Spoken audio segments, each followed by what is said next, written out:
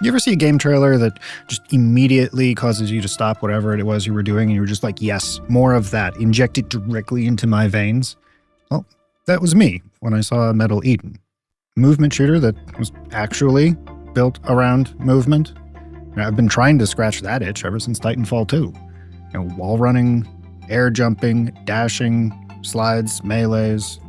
What's not to like, right? Add in some really slick gunplay, stitched together with that fluid traversal. Recipe for success, right?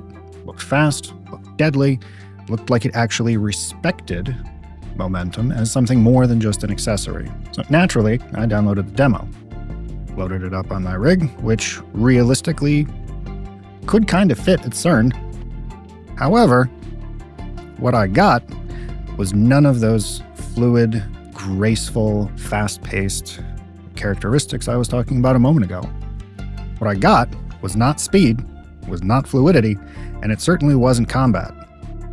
What I got was frame rate hitching so bad it felt like my cybernetic implants in the character had downgraded to Windows 95. And today we're going to dig into it.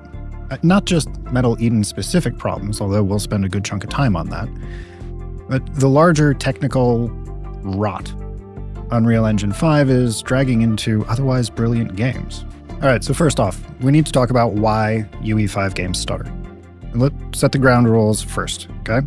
Every visual you see in a game, whether that's particles, reflections on puddles, energy effects during combat, lighting, etc., all of those things require shaders, and those shaders have to be compiled to match your hardware configuration. If the developers didn't preload them during install, didn't bake a proper derived data cache, or didn't update a pipeline state cache, then congratulations. Your system gets to compile them live while you're sliding down a collapsing building trying to 360 no-scope a killer robot. And that's what causes the classic Unreal Engine stutter. The what the hell just happened to my inputs feeling mid-combat. Now, that's not to say that the engine itself is fundamentally flawed. UE5 does provide some solutions here. Things like the derived data cache to store asset builds, pipeline state objects for rendering states, shader pre-compilation options during install packages. But here's the catch. They're opt-in.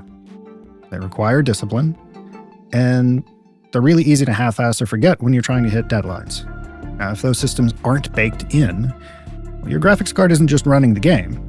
It's building the game while you're playing it.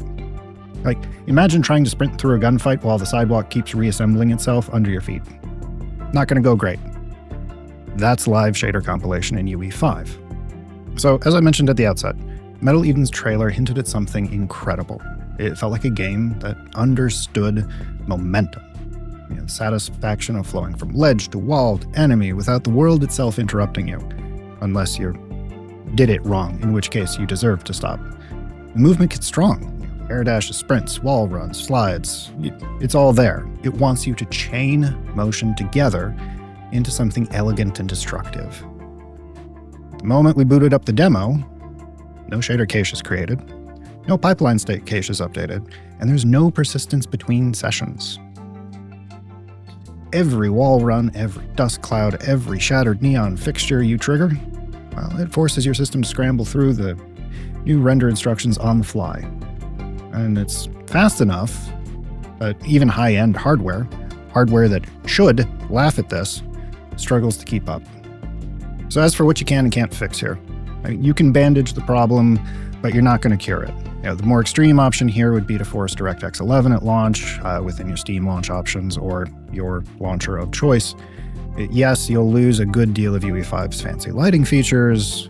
You'll regain some basic dignity of tolerable frame rates. Beyond that, you can disable things like lumen, volumetrics, virtual shadow maps. If it sounds cool, it's probably killing your frames, turn it off. Now, this next one, I was really surprised that it didn't come with an option for this in the settings, because not everyone is going to think about the solution that we wound up needing to do. There is no in-game frame cap. Now, that doesn't sound terrible at first glance. However, without a frame cap, you're liable to max out your GPU. And again, that doesn't sound awful, if you're keeping, 60, 90, 120 plus frames. However, because of all of the things that the game is lacking, and yes, I did go dig around the files, I even created a custom engine.ini trying to force some of these caching methods to go. Didn't work. And really, here's the uncomfortable truth. No matter what you tweak, you're still playing a build that was never properly optimized at the engine level. You're taping over structural damage. This is like spackling over newspaper instead of, like actually having drywall behind the spackle. You'll still get shader hitches, you'll still get input hitches, and you'll still have moments where what should be kinetic flow becomes a slideshow. And in a game that's so clearly a love letter to things like Ghost in the Shell and other classic Cyberpunk titles, that's going to immediately destroy any hope for immersion you have. That's not only counterproductive, that's unacceptable. Now, to be clear, this isn't just Metal Eden's problem. This is a growing ecosystem failure inside UE5 games. The engine's power is gargantuan. Real-time global illumination with Lumen, virtualized geometry with Nanite, ultra-complex material layering, it goes on. But all of these really cool things require both knowledge and discipline from developers. It assumes that devs are maintaining cache cycles, baking PSOs, testing across varied hardware, right?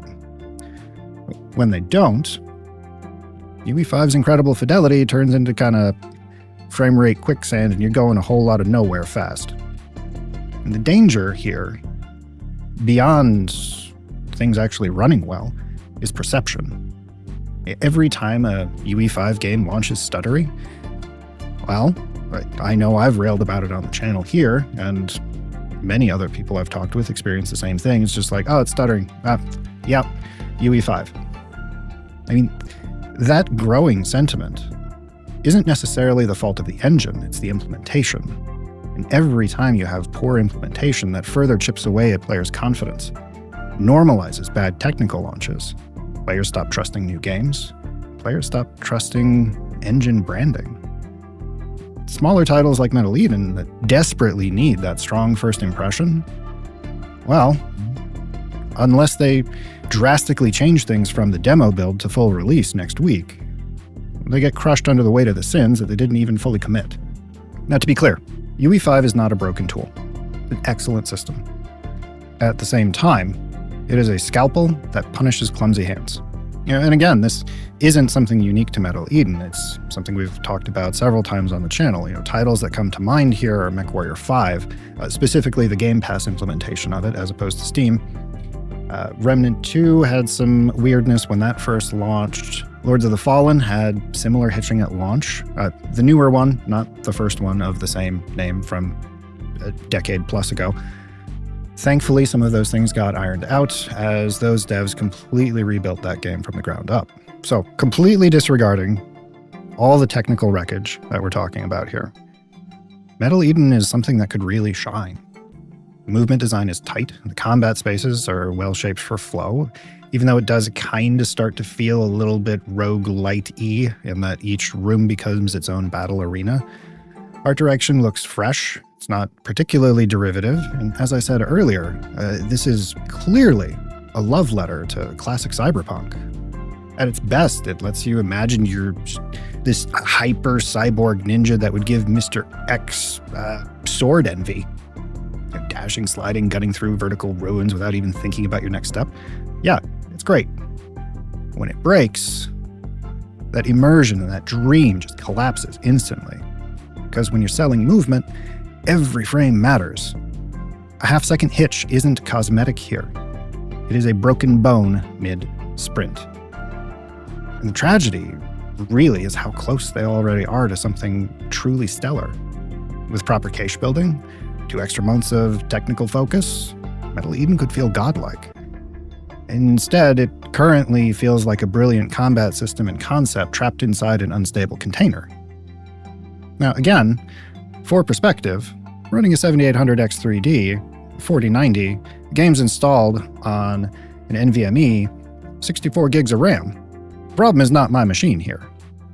And really, despite all of this, I am still cautiously hopeful, I'm kind of rooting for Metal Eden to have fixed a large part of these issues before launch, or hopefully on like a day one patch, or a, oh no, we realized we made mistakes apology patch shortly after launch. Now that last one would be the worst case scenario, but I'd take it over nothing.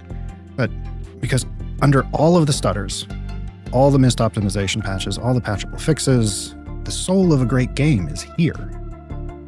I mean, you can tell when you're wall running into a double jump, into an air dash, into like spinning around and like cyber punching the nearest robot, it clicks. And when it clicks, it goes hard. And it's there, it's waiting. But unless the technical foundation gets rebuilt, Metal Eden won't be the breakout moment it could have been. It'll be another entry in a long, growing list of cautionary tales, or what could have been, the growing pile of poor UE5 implementation. Realistically, since this game launches May 5th, I believe, I'm skeptical. I'm hopeful, but I'm skeptical that a good number of these changes can happen before launch. Which again, is a bit of a shame because the bones of something truly great are here.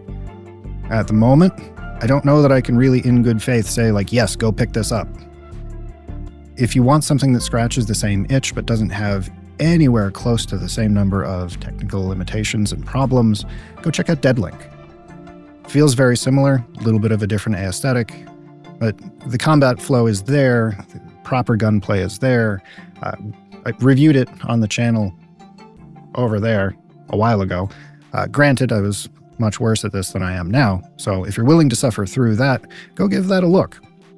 If you like what you heard today, where we talk about broader concepts and the technical aspects behind recent issues in gaming, do YouTube things. Maybe show YouTube it doesn't need to only push rage bait, yeah? Down in the description or in the channel bio, or both, we'll have a link to a Discord where you come hang out, chat with other people, maybe find teammates for any of the multiplayer games we've covered on the channel. We're usually streaming both on YouTube and Twitch 2 or 3 times a week. That way you can watch on your platform of choice. Come say hi. I've been Bald Squid. And see you next time.